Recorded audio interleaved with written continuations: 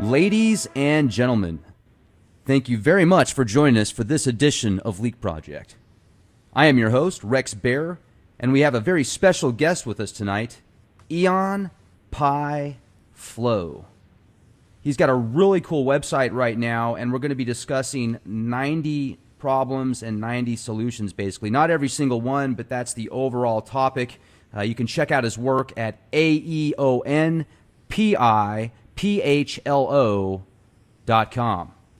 Aeon, it's great to have you on here with us tonight. How are you doing? Excellent. And yourself? Doing fantastic. So I just want to say, before we get started, you reached out to us here at the Leak Project a few weeks ago. Actually, I don't even think it was a few weeks ago. It's probably just more like a week or so ago. And we were able to put something together. I went to your website, and I saw at the very front of it, our unified mission, elevating brilliant local innovations into thriving global solutions. And I did a little more research into what you're doing, and I think it's just great. So if you would, for our listeners and people that haven't heard of you before, tell us a little bit about yourself, who you are, what you do, and then we'll segue from there. Perfect. So a little bit about myself is I kind of grew up on the side of the tracks that a lot of people in America grow up on, where you have to prove you're tough early.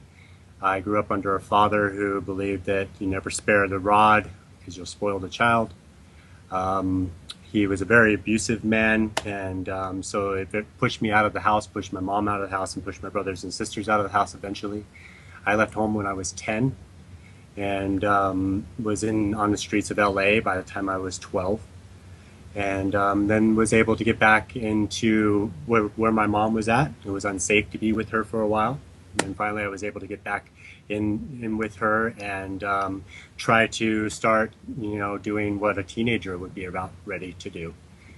And to keep the story short, for me, I started realizing early on that there was a lot happening in the world that wasn't supporting new life and wasn't supporting, children, wasn't giving, our generation an opportunity, which was the 70s and 80s and 90s, an opportunity to really learn about what was coming down the pipeline and what was already past the 11th hour and our real history and, the state of the earth, etc. So I began, probably when I was 18, 19, 20 years old, went to college for medical anthropology and began to learn something about the state of our culture and how it's affected on a medical level as well as on a spiritual level, physical level, and what environments were surrounding those people who were suffering from X. And that took me deeper into a study of just really learning about the earth and finding out that the earth isn't doing so well and hasn't been doing so well for some time. But people have been so locked into this technological craze and this industrial revolution that they got left behind and didn't even know it. And so I began self-same teaching from that point forward and began learning as much as I possibly could about what was really happening. And it took quite a while to catch up because, as you may know, calling yourself the Leak Project, there's a lot that's not being leaked for quite some time, and only maybe in the last decade have we seen those floodgates start to open.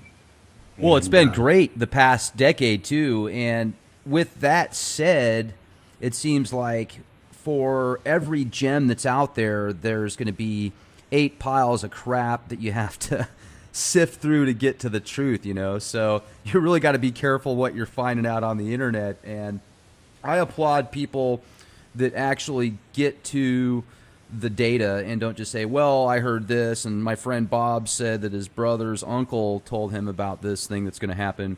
And that's what I like. What you're doing is you're kind of bringing local thriving communities together and not just talking about it. You're actually going out there and doing it. So yeah, we're showing up on the land, and in many cases the first thing I have to do if I show up on the land is clean up. And I've been on 27 projects now, and all shapes and sizes, all types of people, and some very interesting, we have some very interesting data.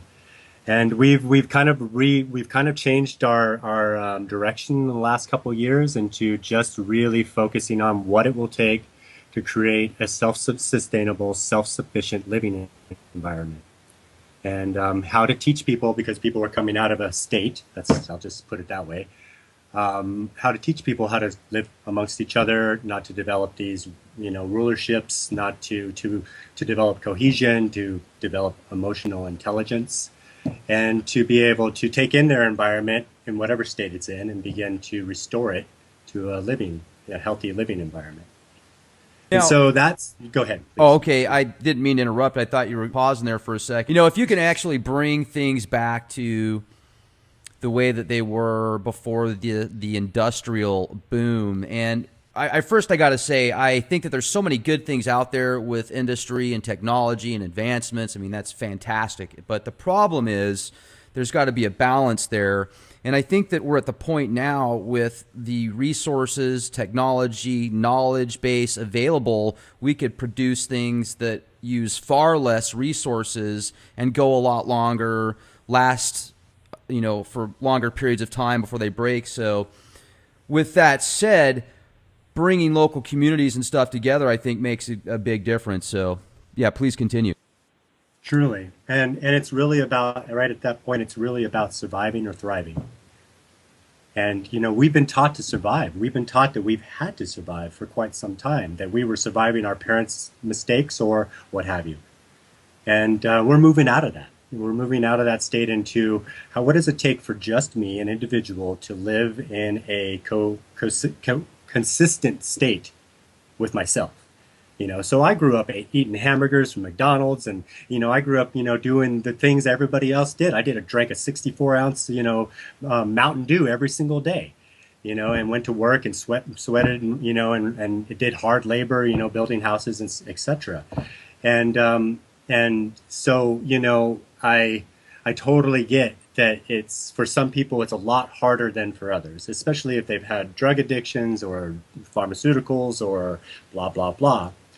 So, to teach somebody to move out of that, fight or flight syndrome and that survive syndrome, we've decided that the best way to do that is to get them into a balanced ecosystem. So this is why with the 90 issues and 90 solutions, now I've outlined, this project is a writing project. It's also going to be, there's screenwriters who have stepped forward and say they want to make each one into a film. There's writers who want to potentially turn the whole thing into a book. We have comic book writers who say we could make a dozen heroes out of this and villains and make it really infotaining and edutaining, and be able to really keep the focus on what is important. Like the first one is the bees. Einstein said if the bees disappear, we had 2 years. And so what has our infinite, genius and technologists done? They've began to genetically modify bees, potentially creating bees, potentially creating drones that are supposed to act like Right, bees. the drone bees. Yeah. All of that is just to try to maintain an environment, try to maintain balance in an environment that is consistently failing and consistently showing up year after year with more mass extinctions. And we're so caught up in this rat. I'll just stop right here. We're so caught up in this rat race of surviving that we're not recognizing the lines and their connecting dots and how one thing does lead to another and how you can see the decline in each and every place that it's happening. Where it started, how it got to the place that it is now, and why it's still happening moving forward. Go ahead. And I want to kind of give the microphone to you here in a second, but I just have to jump in because it makes me think about how you go to the grocery store, and if you want to pick up some organic fruits and vegetables, they cost about 50% more, sometimes double, even more than that.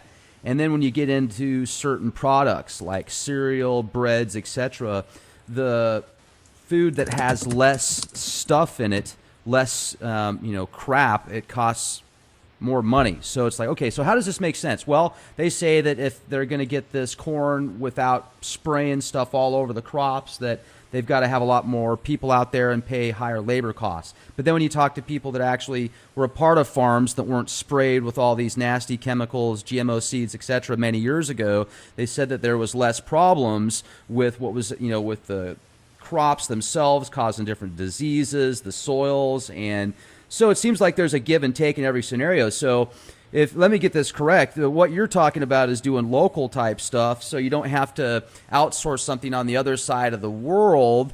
And even though they're producing it for cheaper over there, if you're doing it here locally, then you can cut down on the transportation costs and provide things here that are going to be more consistent and easier on the environment. Correct. And it's all about crowdsourcing today, So, to be able to live in a thriving environment, you have to create your own way. And so, you don't need, we need bees everywhere. So, there are companies that are now stepping forward who are offering anybody who wants to start their own apiary everything they need to do it. And that gets it started. Now, there's all kinds of people with that survival mechanism still going off of them, and they're afraid of bees. Well, I mean, I've never, ever, ever, ever had to wear a suit. And I've been around bees for about a decade now. And I will sit by the hive and watch them wake up and sit down there with the sunset and watch them go to sleep. And they've never, ever given me a problem. The only time they give a problem is when you're disturbing them and when they think they're being threatened. So it's not really a big deal to be a beekeeper today. It's actually a very, very good thing to learn how to do because it'll teach you a lot about yourself. But that's just one aspect. So, getting people more into this, into this aspect is going to provide real, bees for the environments. But that's only one step. And so another way of thriving is to invite into your environment, like you're talking about, organic foods. And yes, it's gone way past where it should have as far as food is concerned. And I eat a very good diet today, but it took a long time to get here, and I almost didn't make it. My body, I had leaking gut. I had all kinds of stuff from eating McDonald's hamburgers every single day, and drinking a beer with my buddies every single night. I had no idea I was being killed from the inside out. Had no idea, being poisoned. And then I started looking at the back of the boxes, and it blew my mind that I hadn't done that yet. And then I got a few people in my life who said, "Here, this is how you can bring your life back into order." And I joined a raw food revolution back in 2007. We put on an event in Sedona called the Raw Spirit Festival and brought 2,500 people to Sedona all around raw food. And then I started meeting the cancer patients and all the people who were dying of cancer because of their diets. And many of them are still alive today, because they changed their diets simply to raw organic food. And then I started stepping into this world and checking out why is it that they're needing to throw so much poison into the ground in order to keep these pests away. Well, first thing is companion planting. So if you know exactly what to plant, where to plant, how to plant, then you won't have certain problems in your ecosystem. You can plant according to what is necessary to take care of those problems in the plan. Next thing is soil amendment. So the biggest deal was they were using soil that was already depleted of most of its minerals. So it had no way of coming back to begin with. And all those eggs were down in that soil or tilled down in that soil, just ready to pop out to the next whatever was available. So these are all just basic things that our great-great-grandfathers knew and practiced and had no issues with. You didn't have mass invasions back then. You only had mass invasion when people started domesticating and bringing things together that didn't belong together to begin with. And you go ahead, please. No, yeah. So with right now, what you're doing basically, going and reaching out to local businesses, to schools, to mom and pop shops. So for me personally, I've been reached out to for quite some time. And so my job for my company, Timeless Solutions, is I'm a sustainable research developer. So I've been meeting inventors with the solutions. And so my job has been to get those solutions across the board. And that's not very easy with some of these solutions. And so what the 90 issues and 90 solutions is about telling the people what the issue is, exactly what we know, and it's just, I'm keeping it simple. I'm doing like 12 links. This is what the issues is. 12 links. This is what's being done about it right now. And 12 links. This is what you can do today, moving forward, to support this specific. We have, like I said before, we have people who are interested in turning each one of these into a short film and then making that into a living documentary so that we can begin to release this information from the public view. So it's not my view. It's not, and I do really good vetting. I go and make sure that whatever link I'm putting up there has been, recognized by science and whoever it is that needs to recognize it during that research. And it's also, this project is an open, crowdsourced project. So anybody can be an author. Anybody can enter their input. I have a number of people who are experts in their field who are beginning to enter their input. I have a number of people who would like to enter their input but remain anonymous. So we've created a page where you can either be anonymous or you can be an author. You can be a writer. And you can be a part of this in any way, shape, or form. You can be somebody who contributes solutions, someone who tells us more about the issues, or somebody can be who's saying, this is what we're doing on the ground right now. Next thing we're doing is we have a company that we're working with that is New Earth Events. They're doing 4 events a month. And they've agreed to do an event with us that builds a community. So we're going to take a piece of land and do an event on it that builds a home, starts an apiary, puts the mushrooms in the ground, gets the soil amendment composting going, so that those people, whoever it is that ends up there, hopefully that'll be discovered during the event. Somebody will go, oh, I love it here. How do I stay here? And we'll create this internship to living ship kind of program so that people can start getting their hands in the ground and really learning the science of, thriving. And then we're just going to continue to duplicate that process. We have some larger projects happening in other parts of the world on 5,000 acres. We have a project in Belize that's coming up that's called the Purple Paradise Resort. It is a cashless resort. And we are going to be doing that on a property that is 12,500 acres. How does that work? Cashless resort? It's completely self-sufficient, just like I'm telling you. You start with a prosperity plan. So you bring in the bees, you bring in the trees, you bring in the things that are going to produce textiles. If you can grow hemp, that is a magical textile. You can use it for so many things. In Belize, you can. What about Colorado too, right? I mean, in Washington Colorado State? still has, yeah, absolutely. And we're still working with the regulations there. I'm in Oregon. So we've just come into this now, and we're talking to the woman who started the AMA here in Oregon and telling us how we can begin to be progressive in this state. Oregon itself is also choosing to be a non-GMO state, and they're slowly being able to get that to happen. That's so this great. Is great. Yeah, truly. And really, it's all grassroots, right? It's all whatever anybody can do to get a little bit of traction so people catch on. I think that we need every single spring community garden projects. Everybody should be getting out there. I've got 100,000 seeds that I'm willing to share. I don't need that many to grow my next garden, and I'm going to get 100,000 more from every single garden that grows, and if we just started doing these little tiny things, we'll make a bigger difference than we have before. Now, and so let me ask you about your inventors. That's one thing that I think, geez, if I had access to inventors that were coming to me saying, hey, check this thing out. Talk to us about some of that stuff, if you would. Absolutely. So like I said, the first thing I have to do when I show up on a property for moving forward to build a village or a community, if it's an established property, is clean up. The same thing happens with my inventors. So these guys and women are geniuses. They are beyond school. There's nothing that school can teach them anymore. Matter of fact, many of them dropped out of school early, much like myself, realizing there's nothing you can teach me. Some of them have reinvented their fields. Some of them have come forward now that they've reinvented with their fields with the next best thing. And we're talking, disruptive technology, as it's called. We're talking, things that are so lightweight and easy, we wonder why we never did it before. We're talking about simple innovations as well, like, how you're supposed to sit on your toilet. Most people don't know you need to raise your feet up to get the proper angle for your body to properly release. We all just sit down there and squat and go, and we wonder why we're straining. I've been using one of those little step-up stools now for about 7.5 months, and I never ever have a problem. It's just like, oh, it's all done. And that's just one simple thing that an inventor, somebody realized and invented something for, and then slowly coming out to the public. And everybody makes a joke about it, but it'll save your life. And so we're really about trying to present a pathway for these inventors first to save their life. Because many of them are sick and tired beyond reason.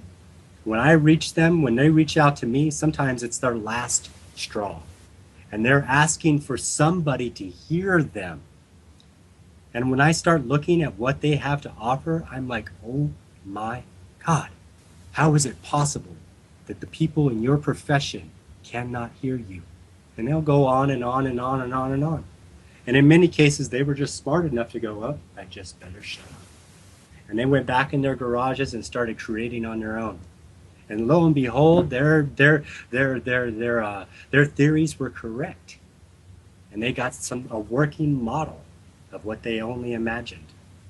Some of them had come across Tesla's, a box of Tesla's, inventions. Some of them have come across something else that led them down a rabbit hole. And what most of these guys and women have realized is that this rabbit hole doesn't have an end. It goes in all directions once you get down there. And there's multiple rabbits trying to mislead you. And the main purpose is to waste your life away so you never get out. So what we've attempted to do, and in some cases we've gotten gentlemen and women across the finish line, and in some cases they didn't make it that far.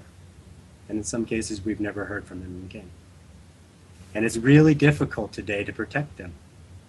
And so I try to just reach people on a friendly state. Like I don't overwhelm them with anything. I listen to them. If they start giving me keywords that tells me they're already overwhelmed, then I begin to work on them. I was a life coach for 15 years. I pay attention. I listen. I see where their awareness lives. I see what they tell me every single time we talk, so that I can find a way to start breaking through that darkness so that they can start to see the light. And I'm not religious in any way, shape, or form. I believe in this earth and the sentience that exists on this earth in its life, in the life here. But I do recognize that everybody can have a miracle happen for them. And these geniuses, these inventors, these innovators, these people who are willing to push the envelope past the limits just to see if anyone will hear them, deserve it not more than anyone else, but as much as everyone else. And so we want to create living environments for them to come into, be able to begin developing, working with people who are not only in their field, but in their tribe. And that's not, that's just, like-mindedness today. That's coexistence today. That's cohabitation, peaceful inhabitants that are all looking towards the same goal, restoring this planet back to a paradise. And so, I have NDAs with most of these people, so I can't really speak to what they have. I can say the ones that are now crossing the finish line, that are in the blue sky stage, are phenomenal. It will change the world the day they come hit the market. And we see it last year, more so than I've seen it in the decade. In the last year, there have been more cutting edge innovations, faster than light innovations, so fast that we don't even have time to catch up anymore before the next person goes out. Yeah, we have 3D printing. I was like, wow, 3D printing, that's amazing. You just read my mind, man. That's crazy. And then not even 3-4 months later, they're like, now we're into 4D printing. And today I had an inventor come to me and says, we're using 6D printing to do what we're about to do. And I'm like, wow. And I already knew way back when with 3D printing that they were printing organic material. That it started in a medical establishment, printing ears and, this, that, and the other. So I already knew way back then when I first started hearing about it that it was something that was going to be phenomenal. And now it's come to the place to where we really don't need anything other than a printer. And we can print out all our cups exactly how we want them. We can print out all our dishes. And when we're done with them, we can throw them in the compost pile. And we just eliminated waste overnight. And these are the kind of innovations that I'm looking to put forward with these 90 issues and 90 solutions. Just sharing with the people, from the people, exactly what is happening. And, if it can be shared in America, then great. If it can't, then great. There's plenty of countries that are opening their hearts, opening their minds, becoming conscious of their environment, and changing their ways for the whole. Iceland is a perfect example of that. Costa Rica has never been at war. And they don't even have a standing military. And we can learn something from the people who are doing it. But Costa Rica has poor water conditions. And these are the things that boggle my mind. How does one happen without the other? How do one people learn how to do something so well and everybody else doesn't get infected by it? Because if we learn to do something bad, it'll be infecting the whole crowd in a week. And it'll become the most trendy thing that everybody jokes about. And every comedian is wasting their time on stage pointing out. And it's not a laughing matter. We are at the 11th hour. It is past time. We don't have time to waste. Look at the Earth. She will tell you every single volcano on this planet is coming out of dormancy. There are gentlemen that were just on the scene not too long ago who watched a sandbar appear in front of them and an island show up shortly after that. And this has happened more and more. And the Earth is doing one thing. She is protecting herself.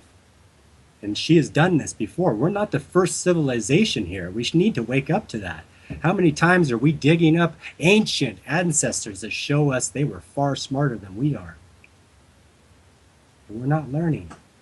And we're continuing down the same rabbit hole, hoping that the guy with the watch on his arm is telling us where to go and we're going to get there on time.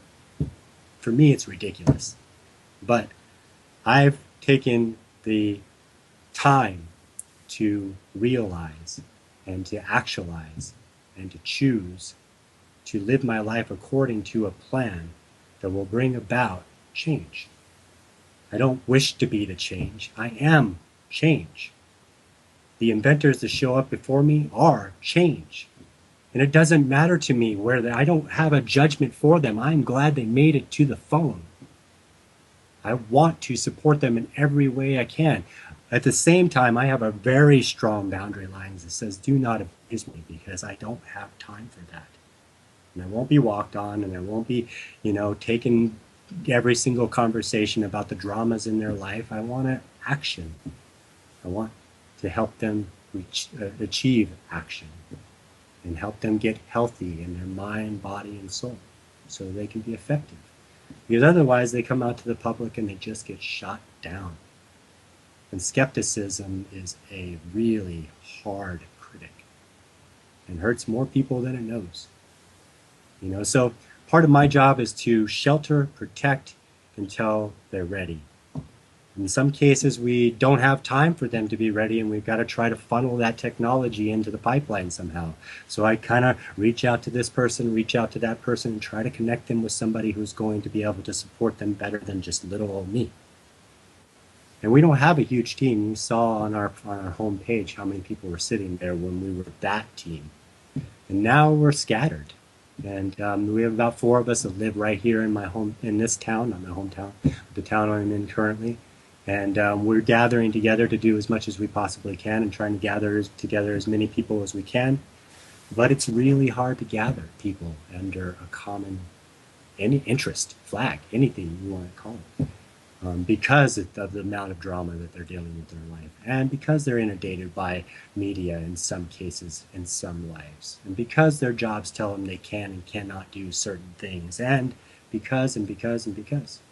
So, the short and sweet is 90 issues and 90 solutions is all about just that. Laying out the issues, laying out the solutions, and see where we come to in the midst of it. And how we start, where, some of us say it's uneducation. I don't know if I, buy that. I just think that we've come to a line in the sand. Unindoctrination? Totally, yes. And I don't say that because there's this whole sect of people that take offense. And I really am careful about words that I use because I just don't have time for that. It's just a waste of time. But yes, and yeah, definitely that. Well, now let's go to the 90 solutions, 90 problems, and you talk about these inventors that have been basically reaching out to you, and you're helping them through processes of getting their items patented, their inventions patented. So, my question is though, you brought up what are some of the really cool things? I mean, there's got to be a few things you can share with us, a couple of gems. I met a gentleman in the desert once in Nevada that had come across a Tesla earthquake machine. It was about 12 inches by, I think it was about 6 inches by 6 inches. It's 12 inches long and 6 inches by 6 inches. And it just had two wires off of it. And if you laid it vertical, wait, is that right? Yeah, if you laid it, flat on the table and put electricity to it, it would shake everything on the table until it all kind of shook off.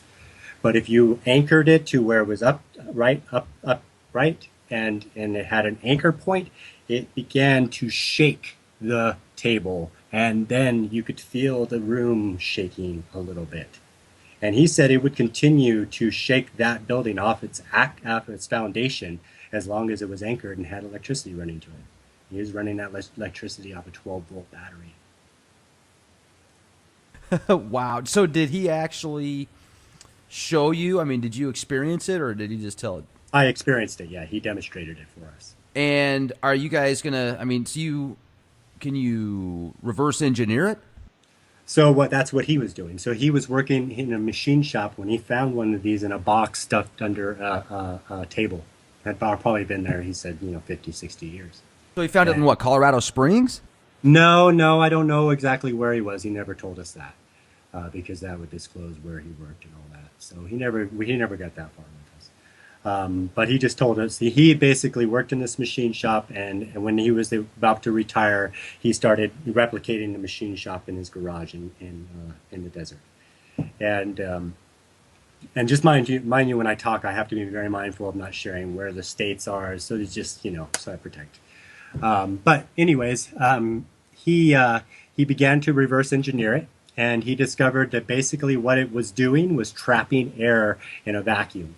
And when you electrified that air, it was attempting to get out.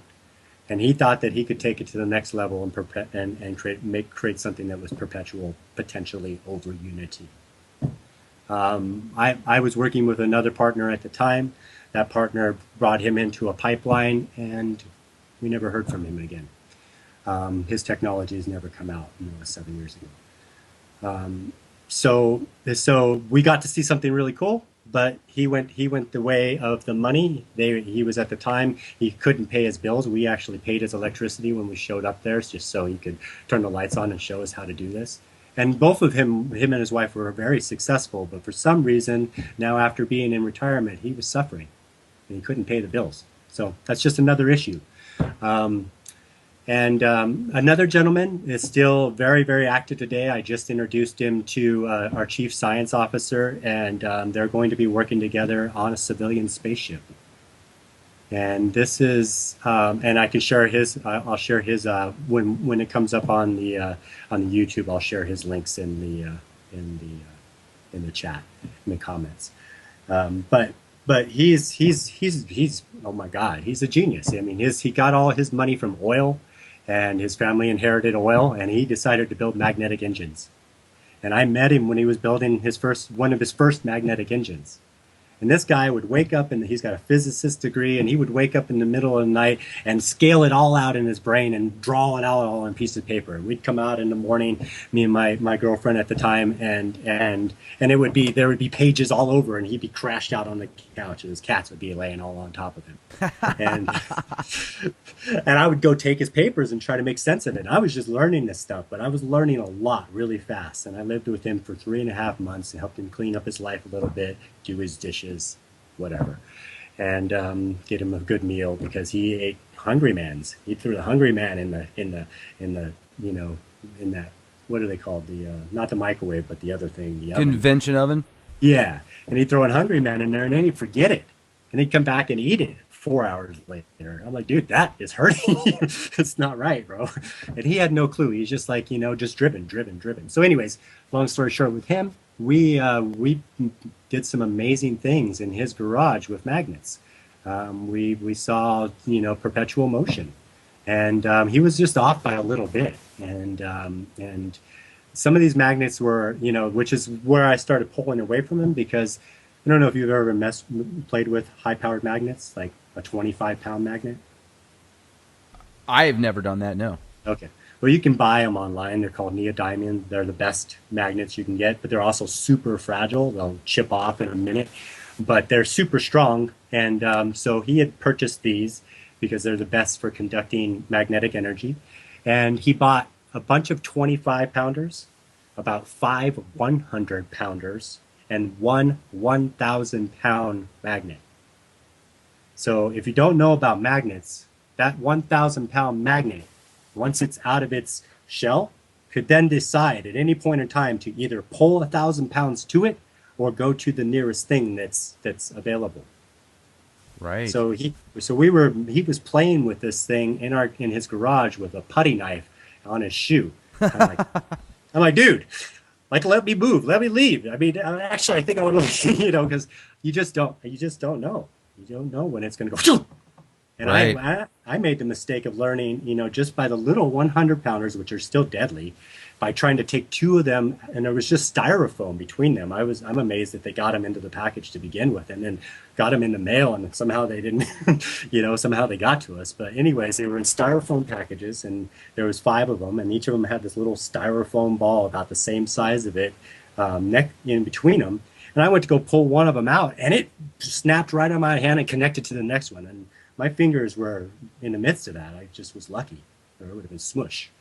But he figured out how to put these things in wooden,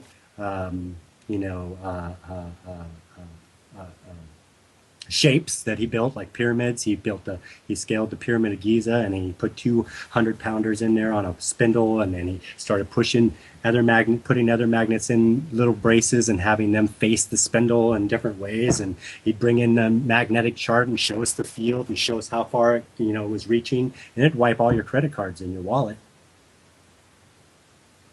And it was amazing, mind-blowing stuff. And then eventually he built a Tesla coil right in his backyard, and he was able to get volts inside his house. And like I said, today he's still working. Now he's working on a civilian spaceship, and I'll let his website explain the rest of that. But it's amazing, and it's beyond. And he's an unheard of. Nobody's ever heard of this guy. Nobody knows his genius. And he's on Facebook. He's got quite a few people that follow him, but very few people understand him. And some of these geniuses are pretty arrogant because they've seen with their own eyes their theories come true. They have the right to be field tested, but or at least taken under the wing by some kind-hearted soul. And so, yeah, that's a very, very cool thing, because I think he's going to make it all the way across the board. And another one is that just came out today. He's also public, so I can share with you his thing. He's got a tree. It's a fabricated tree, but it is built out of sustainable material and non-toxic material that will make a bioclimate. Will basically create a climate around it so that it continues to contain that climate around it and produce water, energy, Wi-Fi, and light and all kinds of other things, heat, all from one single structure. And we're just now, coming to work with him, and so he's just now coming into the field. But he's going to be. We'll get him right out there right away because he's already public, and so yeah, this is something I'll also link up on the YouTube when we get to that point. And I'm just very happy to be able to have something like this, to where we can not just spoon feed the public the truth, but just share with them exactly what it is and what is really coming across, that is available to them. Because so many people in so many places are going, well, what do I do for energy? And everybody says it's solar. Well, It's not really solar unless you live in a really sunny state. Otherwise, it's not very efficient. It's great for backup, but most people go solar when they have tons of wind. And I say if you want to cure energy crisis, do energy cycles. So if you have water, have little things that are generating energy from your water that light up your grounds with low voltage lighting. Have little, turbines doing that. And they could be in every single pipe in every single system. It wouldn't affect the flow at all. And there's just little simple things that we could begin implementing into our homes that will make them more efficient and more capable. And this goes all the way across to creating biochar, out of human manure, and this goes all the way across to waste and waste management. And we're very interested in waste management. And right now we have a gentleman that is coming from Australia that has the ability to process raw sewage to third world drinking water standards in 55 minutes.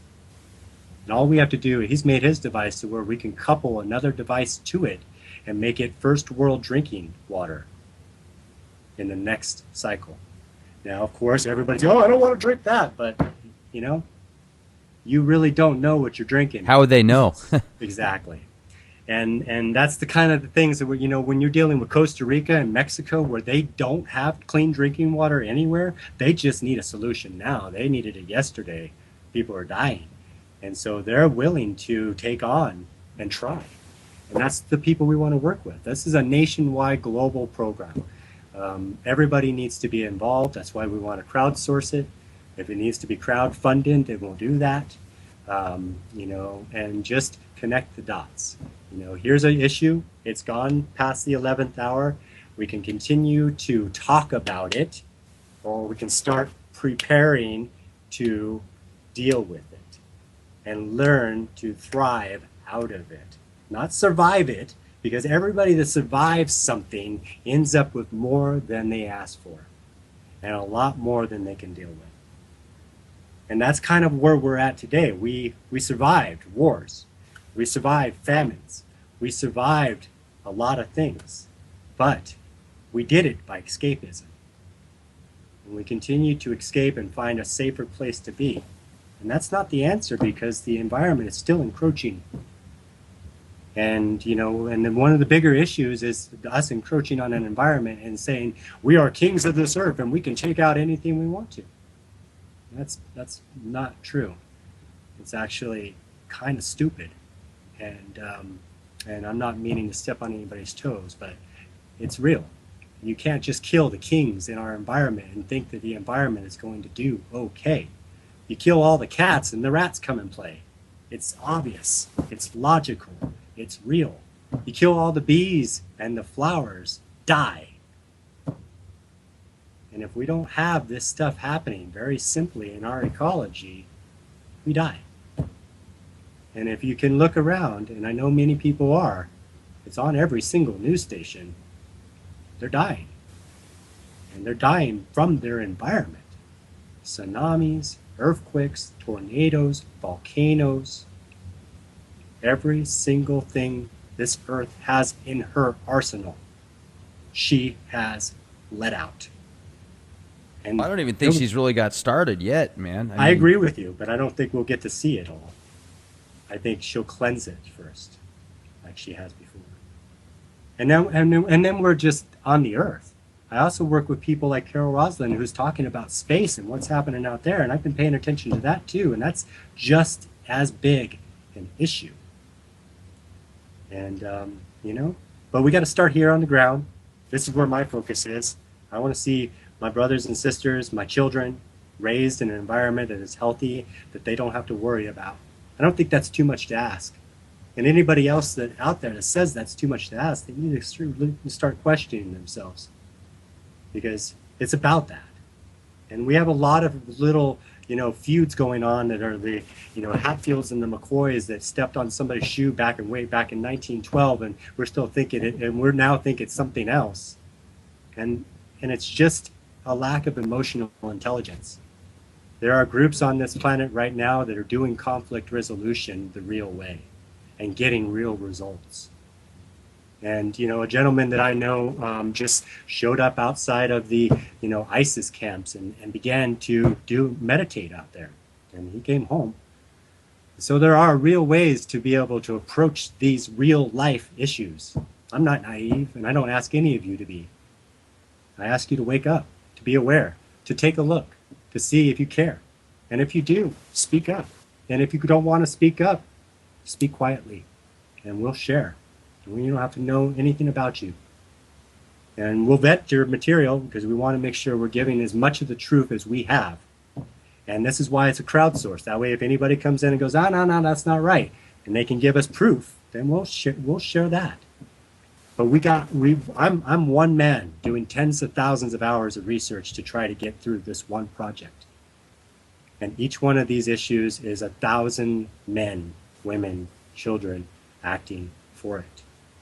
Tens of thousands, hundreds of thousands. It's crucial. It's critical. And again, it's the 11th hour. And we've only got bees, radiation, soil, water was just started yesterday, and food is poison. Beginning. We brought the bees and the radiation up first because they're both very much in our face as something that needs to be taken a real close look at. I got to jump in on the radiation real quick. Please. I've got a Geiger counter built into my watch. It's a military grade, and so I keep track of the radiation levels wherever I go. I've traveled the country quite extensively over the past 3 years, and out here in San Antonio, Texas, the radiation levels have doubled over the past 3 years. So whatever's causing it, it certainly has increased. And it's not enough to be, freaking me out because it's only at 0.16 microsieverts per hour. But what's interesting is 3 years ago, it hovered around 0.07, 0.08. And now it very, very rarely hits that level. Right. And the problem with radiation is the long-term effect, correct? There's a lot more to it than that, too, and depending on what kind of radiation it is, I mean, whether it's the radioactive isotopes, whether it's Carlsbad's, New Mexico's nuclear waste dump leaks that they've had out there, if it's the chemtrails causing the atmosphere to be depleted, so the cosmic rays are hitting us worse, if it's a combination of all of the above, I don't know, but there's definitely something going on, and you're talking about weather changes and the global changes. We've had a lot of people speculating that that could be from the chemtrails, possibly from a planetary body, from the gravitational pull that's causing getting closer to our Earth. Whether or not I believe in Nibiru, I'm still neutral on that, and I've had many interviews on that. But, so with what you're doing and the people you're connecting and contacting, I'm thinking of a article that came out a few weeks ago in South Dakota. They were selling an entire township out there for $250,000. And it was only a few acres, but the fact of the matter is it would be your entire township, so you could set up your own governor, your own mayor, well, not your own governor, your own mayor, your own sheriff, whatever you want. Get your scientists and really kind of set up this city of renaissance of just these really eclectic individuals and people that all kind of have this unique goal in mind. When I came back from Utah, I drove through Colorado and then New Mexico. I went out there last year, and I remember there was this location out in the middle of nowhere, New Mexico, that had these houses that were built into the ground, and they looked like Hobbit homes. So yeah. We checked it out, and they were using a lot of the stuff and materials that's already out there that's considered waste and garbage to many, and these homes just looked so cool. So are you going to work on doing like micro communities around the country? And have you looked into possibly setting up a foundational base, like starting up some type of headquarters and then using that as the main base of organization and structure? So yeah, we've talked about that. We work with a group called Phoenix Voyage. They have a thing called the Phoenix Centers, and they have their plug and play ready to go. We've also have people who are masters in building with Cobb. You can work with Adobe. Can do log housing. Tiny houses I think is a really smart way to go because it allows you to be mobile. And I think that we might want to be mobile until this planet calms down a little bit. That's just my feeling. I'm already mobile. I do have a home, but I also stay on the road quite a bit. And It's so exciting to do that too, isn't it? yeah, absolutely. And it really gives you, I mean, it really opens your eyes. I've been all over this country and I've seen a lot of it. And, I think I'm in, what is it, 42 states now. And it's amazing. It's amazing neighborhood to neighborhood. I delivered phone books for 4.5 years. And I delivered them all over New Mexico and all over Arizona and not all over Colorado, but quite a bit of it. And it was interesting.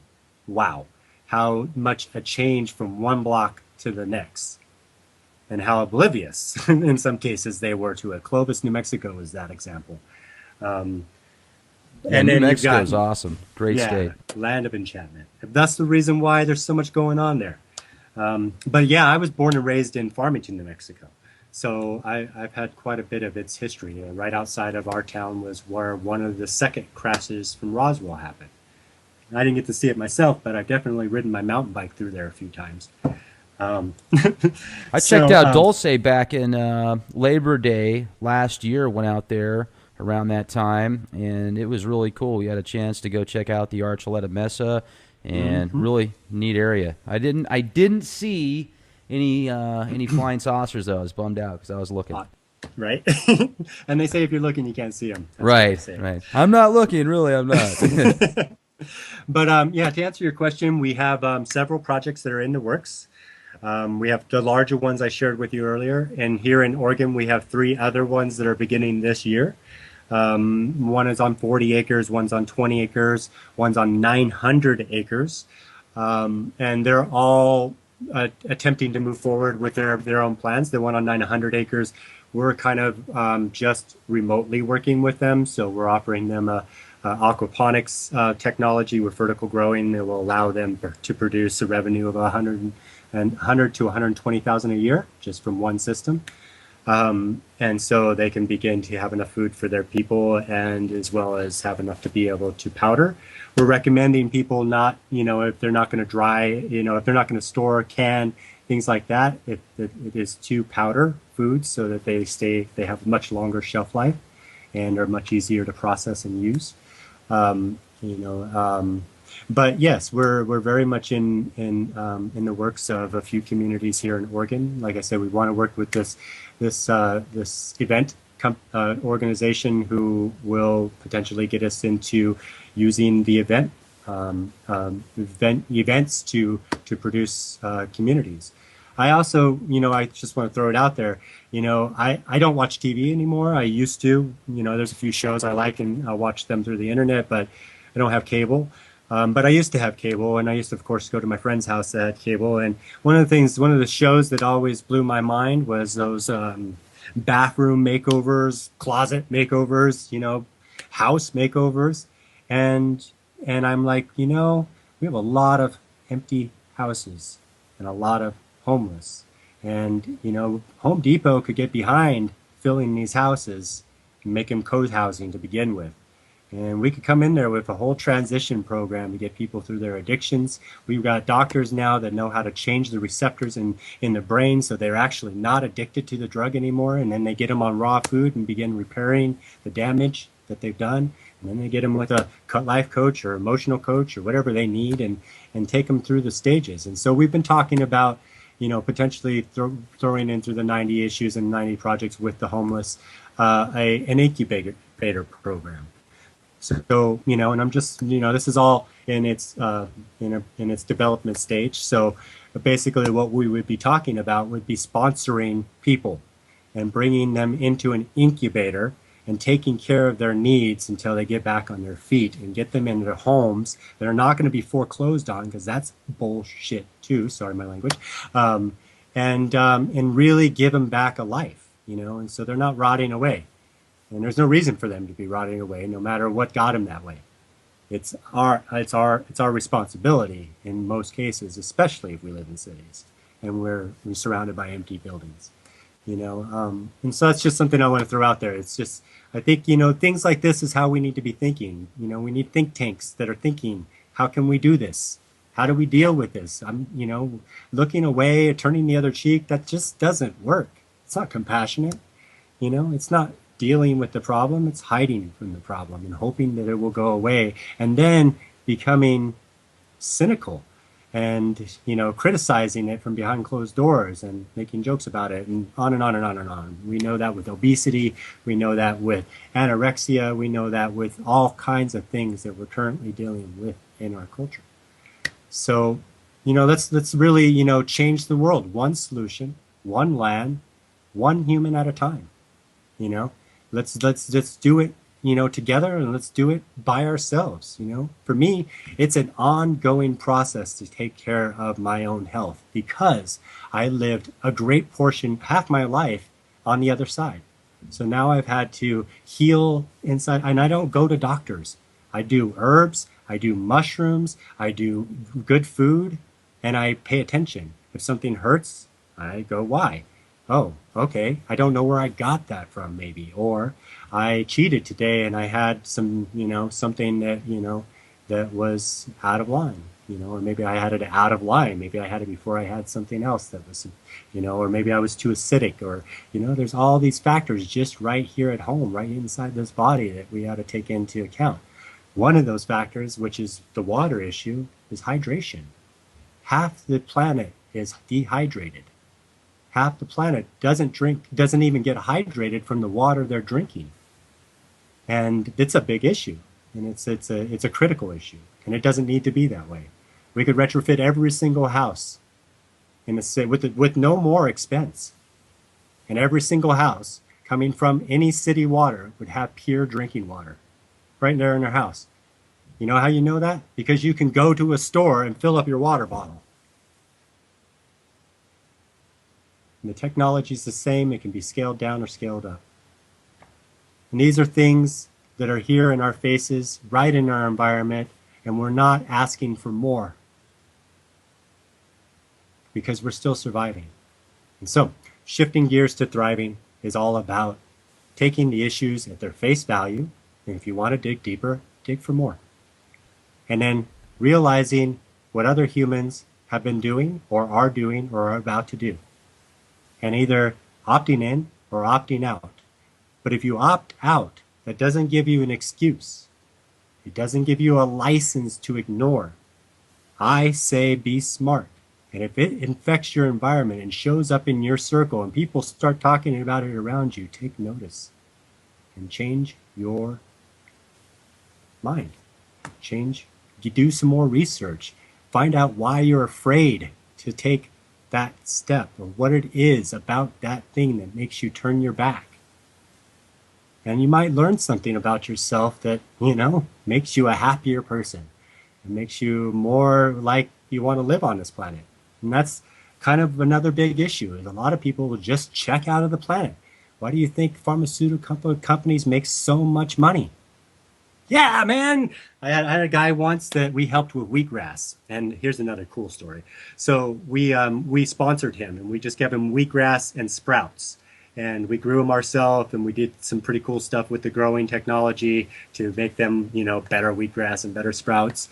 And at the time we met him, his bill per month was $6,000 in drugs he had to take to wake up, to go pee, to eat, to function, to think, to do a number of things, to counteract other drugs that were now too, every single day. He had like 2 of those rows in one of those big pill boxes.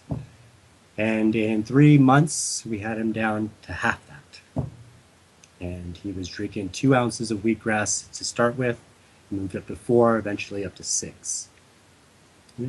It weaned him. And he felt better than ever. Jacques Fresco, Venus Project, another perfect example of that. He was not doing so well. And a gentleman that I have a pleasure to know through another friend went and sat down with him and helped him get back on his feet. And now he's back at it again. I think he just had his 98th birthday. And he's had the Venus Project for how long? And that's great material. There's nothing wrong with what he's sharing. It's definitely not science fiction anymore, And so we can take notice around us and really, really support each other. And, micro communities start right next door. They start on any piece of property you see. They start for anyone that needs a place to live. Not everybody can live together, so we got to learn how to make that happen. But we all grew up a lot of us grew up in schools where we were taught to bully each other and take make these cliques, and that's how we socialized, or didn't socialize. And so there's something that needs to happen there too, and as far as how we learn to socialize and how we learn to communicate, and conscious communication needs to be, brought into the conversation. And so, yeah, I went on for a minute, so I'll pause. Well, that's fascinating, and also I think that education is very important. You look at people out there today, and the mainstream media really pushes this indoctrination with kids, with the cartoons out there, always make fun of your parents, you're always smarter than your parents, etc. And the stuff you learn about in school, I mean, just really doesn't seem to, I mean, there's obviously the core stuff, but it doesn't really seem like it's getting people smarter. It seems like if you look at the generations from when my grandparents grew up and living in the Depression, being able to make $20 last an entire week and make sure everybody's provided for that amount of money. Now $20 you can spend at a gas station buying some chips and a couple gallons of gas and a soda pop or whatever. But it's just really sad to see people today versus as far as an archetype overall. I mean, there's always those gems out there and people like yourself and others that are part of the projects that you're doing. And many of the people that are listening to Leak Project right now are very astute and aware with what's going on. And that's why they listen to these programs and do the things that they do. They're the change that they want to see, just like you. So, but with that said, have you noticed also that just most people are kind of, they're dumbing down, they're not getting smarter? Truly. And I think it's a lemming syndrome. With what, another thing too that would be fascinating, I don't know if you've looked into this or not, but there's so many buildings in cities that are probably even abandoned, like big ones, like skyscrapers that, have you guys looked at doing a project where you could retrofit a skyscraper in a big city or maybe a dilapidated area like Detroit, pick it up for pennies on the dollar and set it up to where it's fully self-contained, it's producing food, you're setting up vineyards and hanging fruit and stuff like that, and set up different levels for, just something that the whole thing could actually be like a community just within the city, all within its own building. Absolutely. And, I would say, because just recently, not very many people know this, but in a lot of the major cities, I don't know if it's hit in Detroit yet, but the Crips and Bloods have have stopped war and ceasefired on each other. And yeah, I've heard about that. And I think they would be the perfect people to do that. Because in Detroit, that's pretty much what's left in most of those cities. And, and it's, there's people that I don't know anymore, but there's people that I know that know people that could go out there and probably get some elders to hear them and make that happen. But you gotta recognize in places like Detroit, those buildings aren't empty. I lived in Hollywood for a while, and I'll tell you a story. One day, I was standing in Hollywood on Vine, about 2 blocks down from Sunset and about a block down from Hollywood, and in front of a Blue Sky Motel. There's a little short wall right there. Across the street from me is 2 abandoned buildings that have been abandoned as long as I have known. And in LA and Hollywood, but especially, they do sweeps. And so there'll be 15 cop cars, 4 helicopters, and and all kinds of traffic, and they'll pick one block radius and surround it and just sweep, clean it up the best they can. And so I was standing there on the street. I'd been standing on the street for 4 or 5 hours, just kind of enjoying the day, people watching. There's a lot you can see in Hollywood, so you don't really need to move very far. And right. And so and in that day, I probably saw, a couple hundred cars, maybe a handful of people that, that I conversated with, maybe a total of, I don't know, a couple hundred that walked by me or that I saw out of the corner of my eye. Just all in all, it wasn't a very, populated day. And when that sweep happened, I literally watched 100 people come out of the building right across the street. Some of them came out of the gutter, some of them came out of windows, some of them pried open, boards that had been, nailed. They just poured out of this building. They'd been living there for longer than I know, and I didn't recognize a single one of them. And it blew my mind. And the streets were crowded in 5 minutes. And people were running in all directions. They're out, get away. But they weren't even raiding that block. It was like 10 blocks over. And so it just told me something about what's happening, what's really happening. So just because a building is abandoned doesn't mean it is. And typically the first thing that takes over is drug addicts. And so, there's got to be that consciousness going into this. We can't just move back in. There's people that have established territory, and we got to respect that. So, but I am very open to, and we have talked about this, and there are some people in my group that are very, have some big heart for Detroit.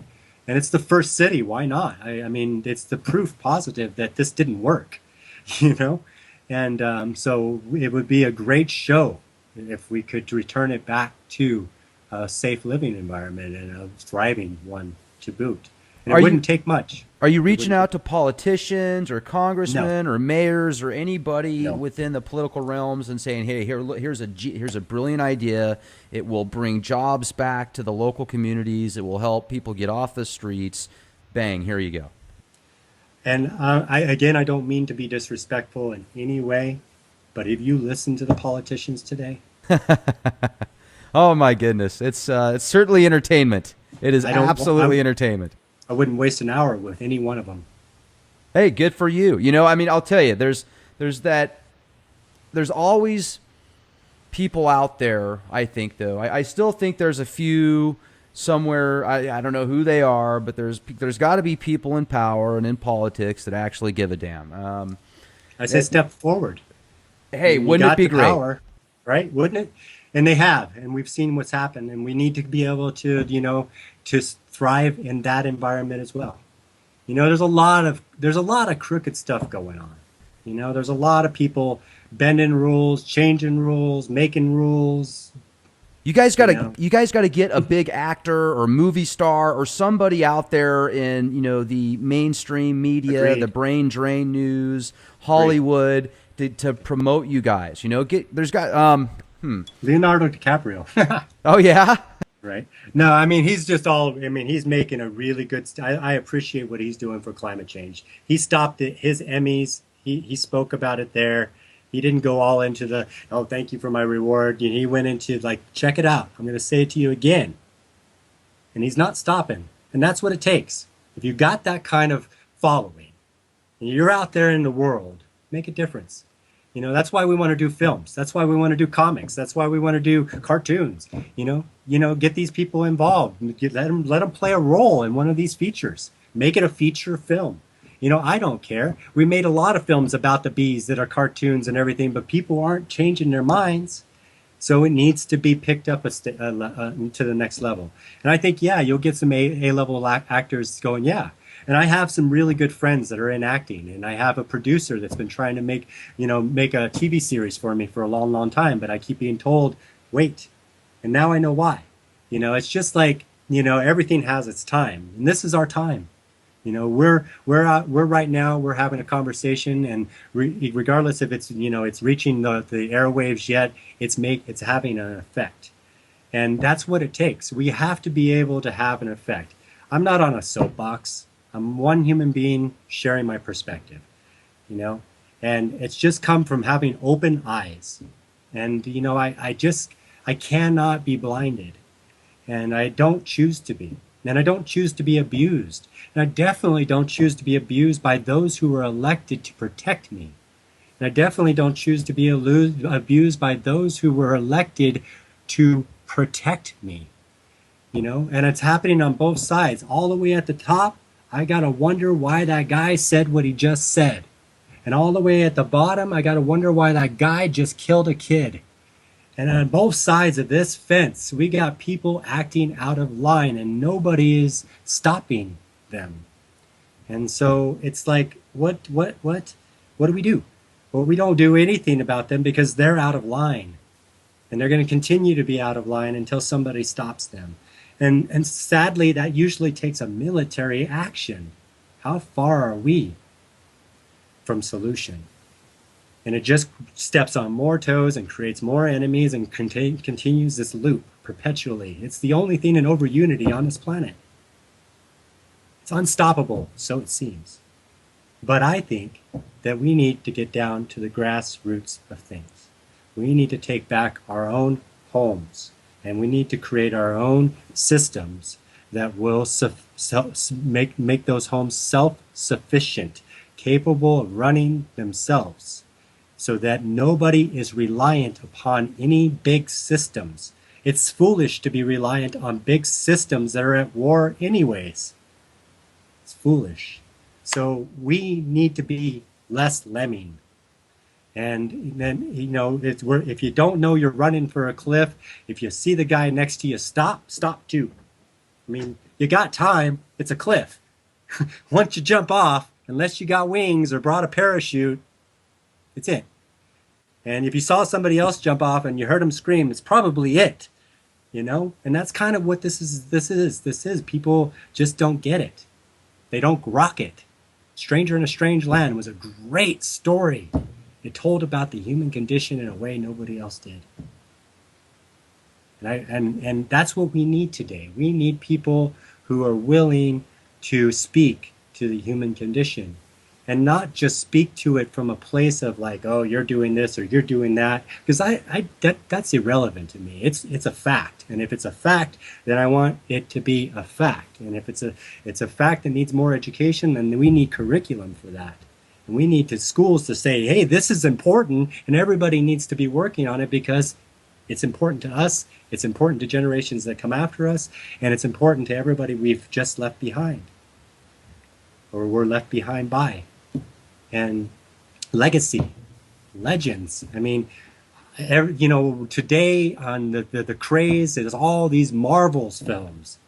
And what I love about the Marvel's films and the Agents of S.H.I.E.L.D. and all these characters is they just don't stop. It doesn't matter if they're fighting Hydra or whatever they're fighting, they continue moving forward and they continue staying a team. Getting each other's back, learning each other's back, figuring out how to work together so they can thrive. And that's what we all need. We all need camaraderie in our own countries, in our own cities, in our own neighborhoods. We need to end separation. We need emotional intelligence. That needs to be a skill set. It needs to be taught in school. Right at the beginning, I think, honestly. And there's just so much more we can do. And 90 issues is just the tip of the iceberg, honestly. I know there are more. And these 90 aren't the most critical, but the first few are. And, going back to radiation really quick, the thing with radiation, like you were saying, is there's two parts. Some of it is actually good for the evolutionary, for the evolutionary standpoint, from what I understand. But then the other stuff that comes from these fallouts and all that stuff, it can't. It can't even hit certain environments because once it does, it's like a long time before you can go back in there. But we're already seeing in places like Chernobyl a difference. And I have a friend who is a health practitioner for alternative health who survived Chernobyl. And she is a beautiful woman, and she's out there doing that work, and she's speaking about what her people went through. And so there's possibilities for everyone, no matter where you're at. Even if you have cancer, I've met a gentleman that had 6 days to live. He showed up at a health conference in the desert and learned how to save his life. And he's still alive today. And that was 4.5 years ago. He shrunk that brain tumor all the way back down to nothing. Did it on his own. He did it with raw chicken. Raw Freaked me out. chicken? Freaked me out. But somebody told him, he started it, and he immediately felt the difference. I don't recommend it to everybody. I don't recommend it to anybody, actually. But and I don't eat chicken. I'm a vegetarian. But it worked for him. Not the Saved his stuff you life. can pick up at like Walmart, but like No, actual no, free no. range Yeah, the chickens best you could bouncing get. around. Okay. Yeah. And he did like a ceviche type, thing. He marinated it. He didn't eat it just raw, but it was raw. He didn't cook it. Or it cooked in the lemon juice or whatever, but that was the most. And he wasn't supposed to cook it too much from what he was shared with me. But anyway, he's one of many. I mean, I've been in these. This is what I do with my spare time: is I'll go out and I'll just volunteer and hold hands for people that are dying. And the last conference we did in Arizona was at Epic Eden Hot Springs with David Wolf and David Wilcox, and I saw, and those gentlemen were amazing. I think they both are doing whatever they do to maintain their fame today, and I think they're both amazing. And I think people don't really understand who they are as humans unless they've met them.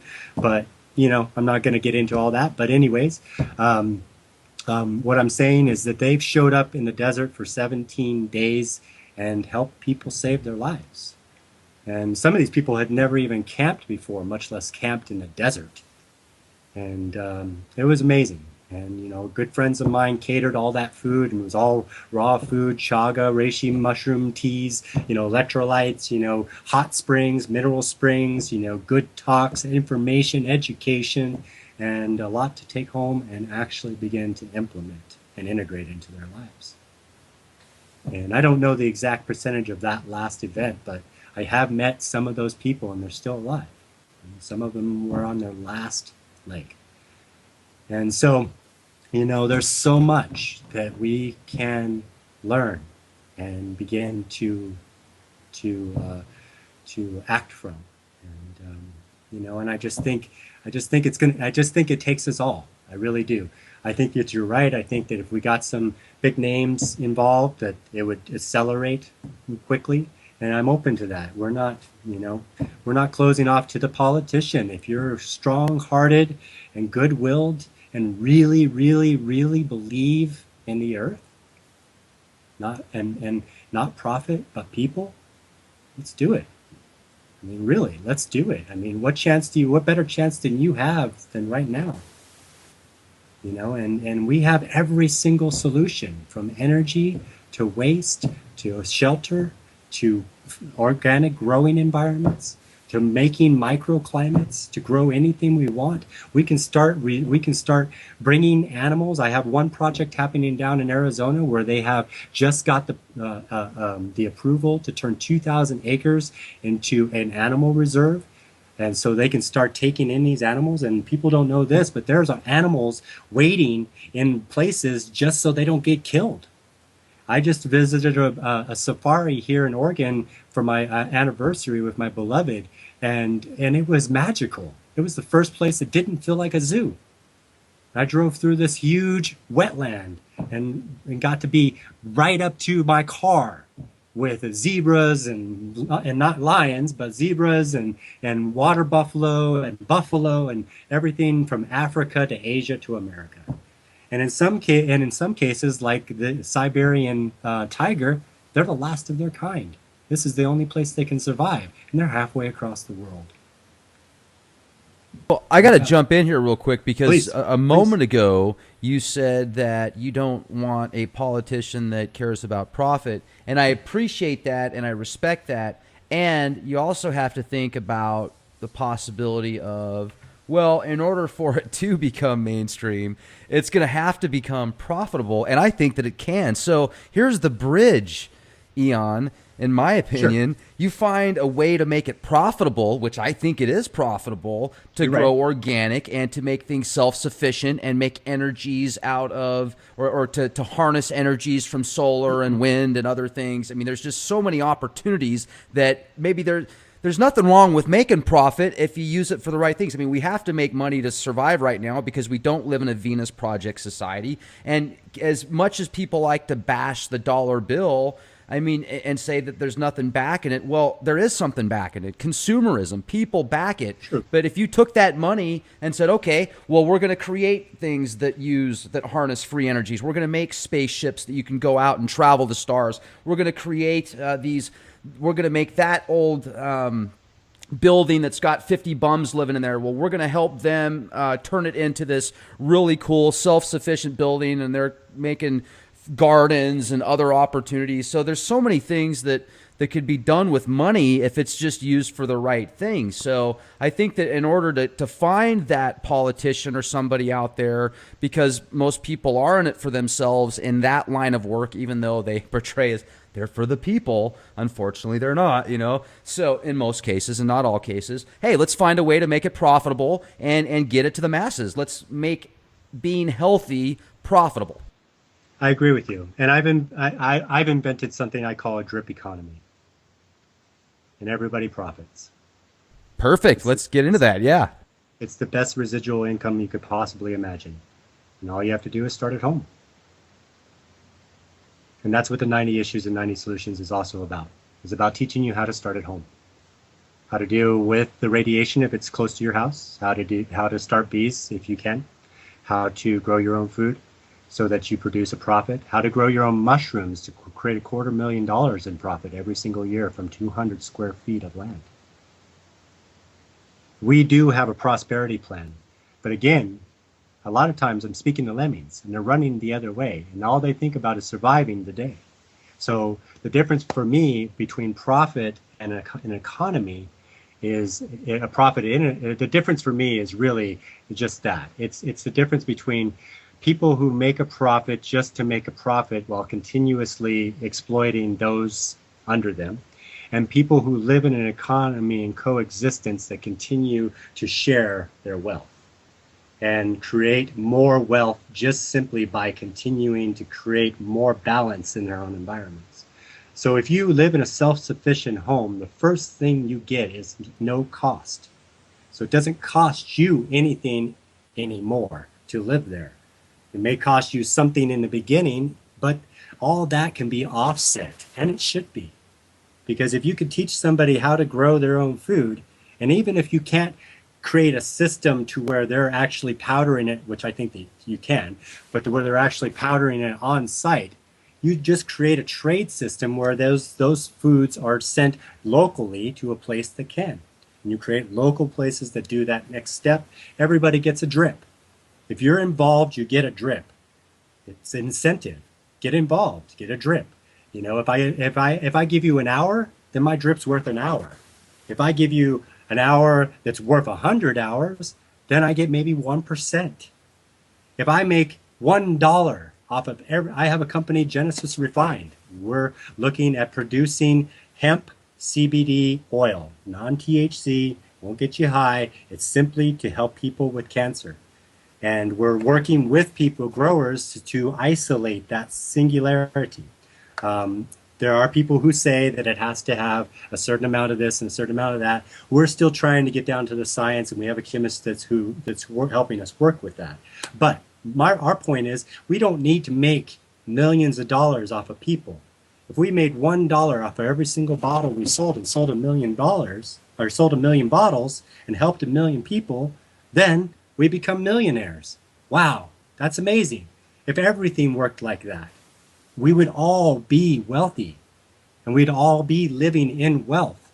If we didn't need to buy vehicles that break down, if we didn't need to buy technology that nobody is responsible for once it breaks down, if we changed the system to where there was more responsibility with those who are creating.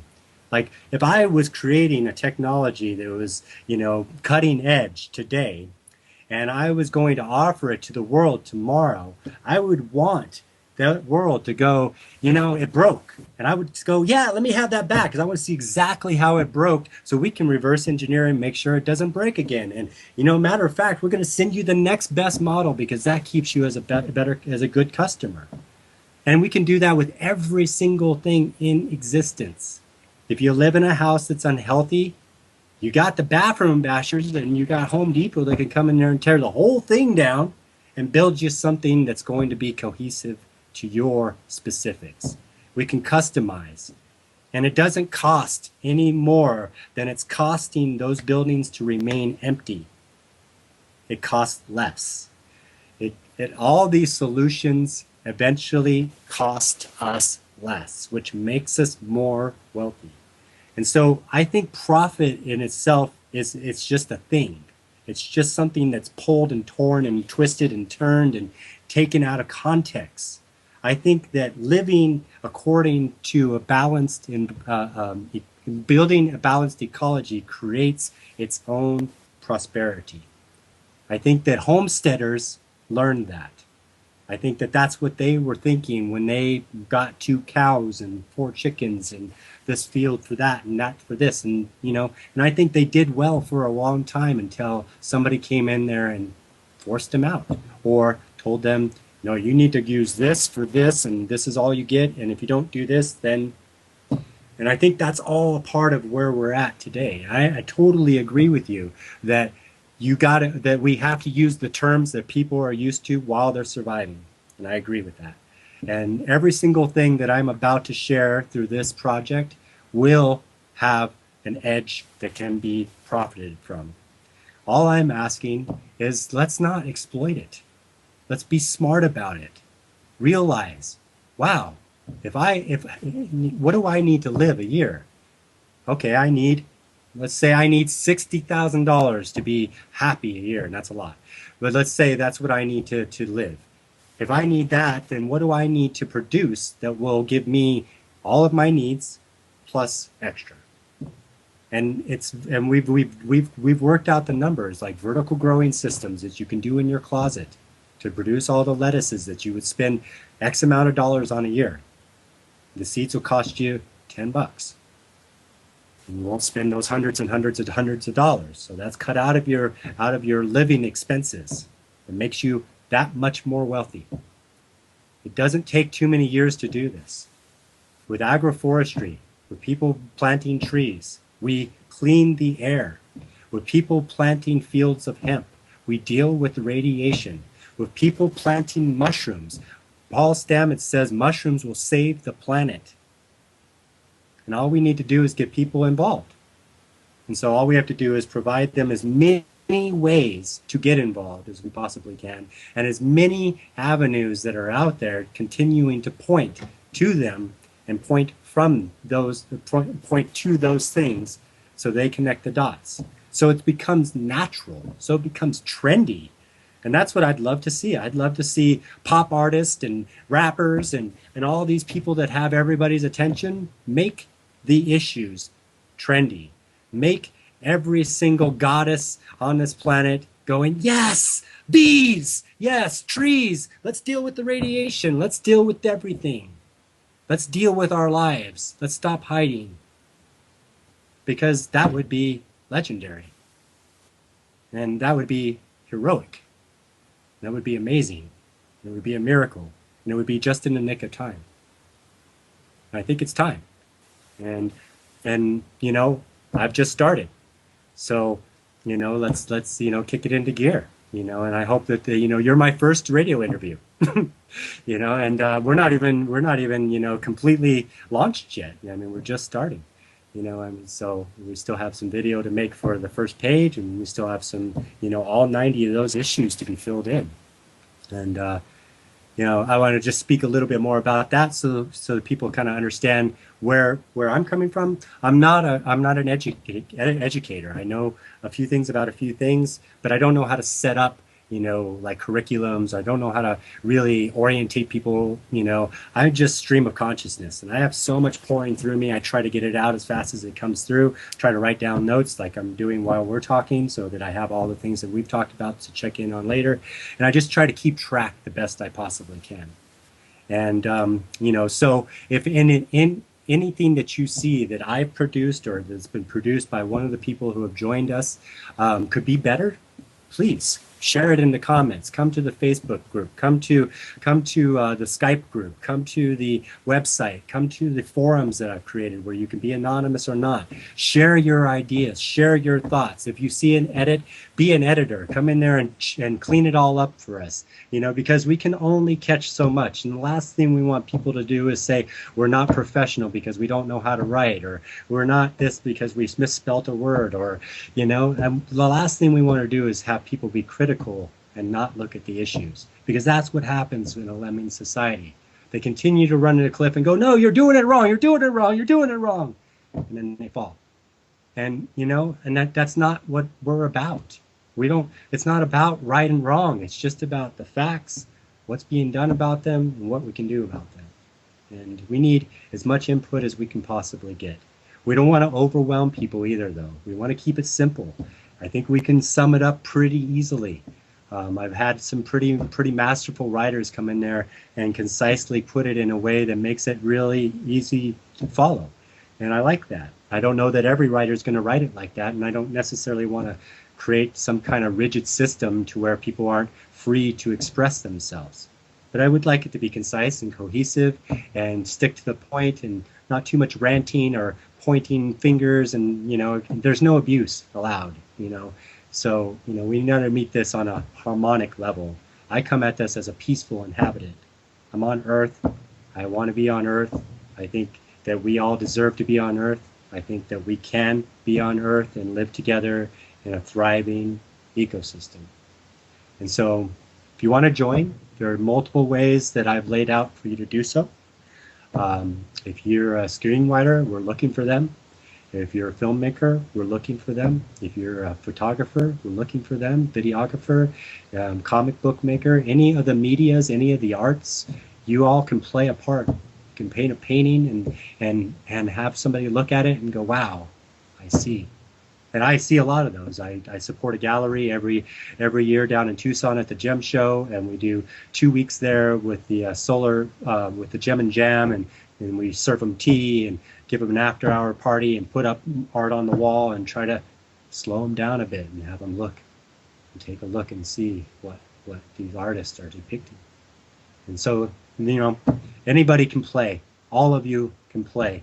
This involves everyone. It's not me, not just me, and I don't know completely how to approach this other than I am,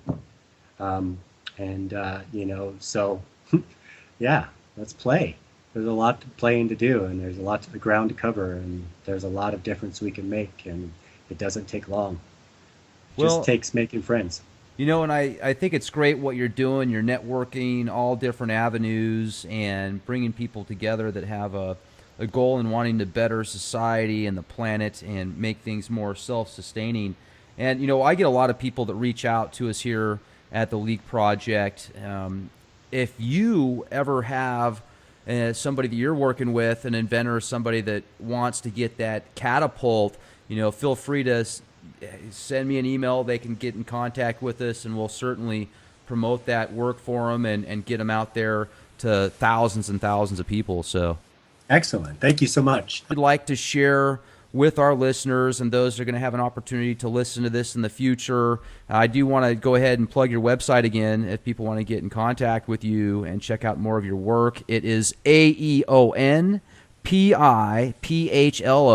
That's EonPiPhlo.com. That's correct. And then when you come there, the project itself is 90 Issues and 90 Solutions, and you'll just click on that button there at the very top, and then you'll notice that a drop-down menu comes that eventually will have all 90 solutions in it. The first button underneath that is co-writers named and unnamed. So this is where we will place your picture if you want your picture placed, or your avatar if you don't want to be seen, and share a little bit about who's writing, whatever they're writing about, or who's participating in whatever way. And then, like I said, the rest of this will go down through the rest of the 90, and you'll be able to click on each of those pages. It's all going to be hosted on this website. I'm paying, for the domain and everything that's, to keep it going, so we won't ever have a problem with the server issues or anything like that, and it can manage all this material. And we're really super interested in community, and we really would love to hear from people who are doing it, and create an open forum amongst us, a collaboration, a cooperation amongst you who are building community and who are, opening your doors to community and who are purchasing land and don't know what to do with it, or have land and it's just sitting there. We can offer you a beginning, and we'd love to. And it's just to get the ball rolling, and start you to where you feel like you have something that will support you if you ever need to leave the grid, or if you just want to live off your own. So let's create a solid group focus that keeps the resources flowing and open source this knowledge. There's a good I want to plug a good website. It's a onecommunityglobal.net, I believe. Let me double check. I don't know if they orged it or netted it. One community. There's so many different dots now. Right? So it's onecommunityglobal.org. And it is a creating win-win relationships, one community by one community. And it's a completely open source, step-by-step, every single aspect of building a community. Everything you could possibly imagine. And I know Jay Sable very well. He'd be a great person to have on the show. What he's doing is with just a handful of people is absolutely the next thing. And it's a good education platform. And another one is open source ecology. Let me check that one. I think that's .org too. Yes, that's also .org. And that's basically all your tools, everything you would need, open source, to your earth movers, all that stuff to do that beginning land development. These are, I'm finding more and more people that are showing up like, I just want to open source this. More of my inventors, I had 3 of them today. I just want to open source this. And I love that. And the thing that freaks people out is, well, how do you make a profit off of open source? And it's again, it's very hard to explain this, but it's kind of logical when you get it. And how you make a profit off of open source is, once you have something that is producing something, then you can do more. And it just really, there's just really no other way to explain it. Once you have that availability, that resource that is always open, you can always go there. You can always get, support. There's always other people, who are developing. We see how much computer technology is developed from open source, way more than the other side. It's just exploited on the other side. Today, one of the most fascinating things to me today is games online. Candy Crushers makes $850,000 a day from in-game purchases. It's a free game, but it makes $850,000 a day from people buying pieces of candy to play a game. Right. Pieces of candy on the internet. All right? And it's real. It's only $10 and you'll get 50,000 Candy Crush coins. Exactly. And we need to wake up to what is happening and what we're spending our money on and why we're complaining about not having. And turn that tide to where people are playing games, they're actually gaining something. They're playing games that teach them how to play the game of life, how to become more healthy, how to, and if they, there's all kinds of games that score achievements for this and that, especially the shoot 'em up games. You've got 9 shots, 90 out of 100 shots, or you showed up 15 times, or you played for 15 minutes. There's 1,000 ways to offer people incentives, and keep them coming back for more. And keeping them opening their own living library and their Akashic records, so they'll keep wanting more and keep diving deeper into this life. Life is about living. Life isn't about waiting to die. That's silly. It's silly that anybody ever told us, oh, you gotta die someday. It's silly that people told me when I was a kid, oh, you better live, you better have as much fun as you can because you're gonna grow old and die someday. And now, here I am, 40, having to deal with what I was doing when I was 20, drinking every single night and being stupid. racing cars and doing all the things that I was thinking I would never have a chance to do, and I needed to do it now, and blah blah blah blah blah. And I don't have any regrets, and I'm not telling people not to have fun, but I am saying wake up, and let's have some real fun that makes a difference at the same time in our environments. And let's create new ways to have fun and entertain ourselves. And just to be honest, these games are just killing time. They're not doing anything else. And half the people that play those games sit there with their Cheetos and their soda pops and all the things that are killing them while they're sitting in one spot for hours. And just if you don't know, if you sit at a desk for longer than an hour, stuff starts happening in your body that is bad for you and will continue to be bad for you over a course of time, creating things like varicose veins, creating blood clots, creating X. And so, if you sit at a desk all the time, make a habit of getting up every 15 to 30 minutes, just stretching for 5 minutes or 3 minutes, or going to get some water, or going to get something to maintain this, this type of job. I sit at a computer a lot. Luckily, I have a beloved that gets me up and moves me around, and I also have my own regiment that gets me up and moves me around. But sometimes I've got to sit here. Like right now, I've been here for an hour and 47 minutes. And if I sort of stood up, I would have to, pull my headphones out. But that's just part of the game. I've got to learn how to be able, if I'm going to be doing this, and I've got to learn how to work with it, And that's what it's about. It's just about taking a look, recognizing for ourselves. I do an inventory every single day. I say, what were my highs? What were my lows? I lift my highs up in tomorrow, then I let my lows go. I resolve and dissolve the mystery of what has showed up today. And kickstart a new one. Right. I'm never afraid when I go to sleep. I never lay myself down to sleep and hope I awake. I just go to sleep. And I wake up revived, ready, knowing that 8 hours is going to do more repair than I do all day. So, yeah.